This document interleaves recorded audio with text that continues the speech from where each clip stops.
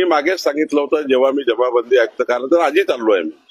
आमच्या जमाबंदी आयुक्त कार्यालयामध्ये काही असे बसलेले आहेत 50-50 वर्षापासून 20-20 वर्षापासून पाटील सारखे मुरे सारखे त्यांचा मी शोध घेणार आहे. कुठेही फरार असेल आम्ही त्याला निलंबित केलंच आहे. उद्या मी बळतरफही करील पुढच्या वेळी. आणि आम्ही ठरवलं आहे आमच्या सरकारमध्ये हे जे आहे मोजणी करता पैसे घेणे, मुद्रांकन नोंदणी करता पैसे घेणे, आता तर आजपासनं या राज्यामध्ये आपल्यासाठी माझी विनंती आपल्याला आहे.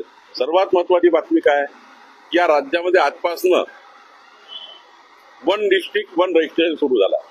1 डिस्ट्रिक्ट 1 रजिस्ट्रेशन ही महत्वाची आज राज्याकरता आनंदाची बातमी आहे. एका जिल्ह्यामध्ये कुठली नोंदणी करायची असेल म्हणजे मुळशीची करायची असेल तर तुम्ही चिंचवडमधून करू शकता. पुण्यातल्या कुठल्याही नोंदणी कार्यालयात जायची गरज नाही. कुठल्याही नोंदणी कार्यालयात कुठली नोंदणी करू शकता. आता जिल्हा एक युनिट झालाय नोंदणीचं. आज महाराष्ट्राकरता आम्ही एक सेवा दिली आहे 1 डिस्ट्रिक्ट 1 रजिस्ट्रेशन. आता 1 डिस्ट्रिक्ट 1 रजिस्ट्रेशन झालेलं आहे.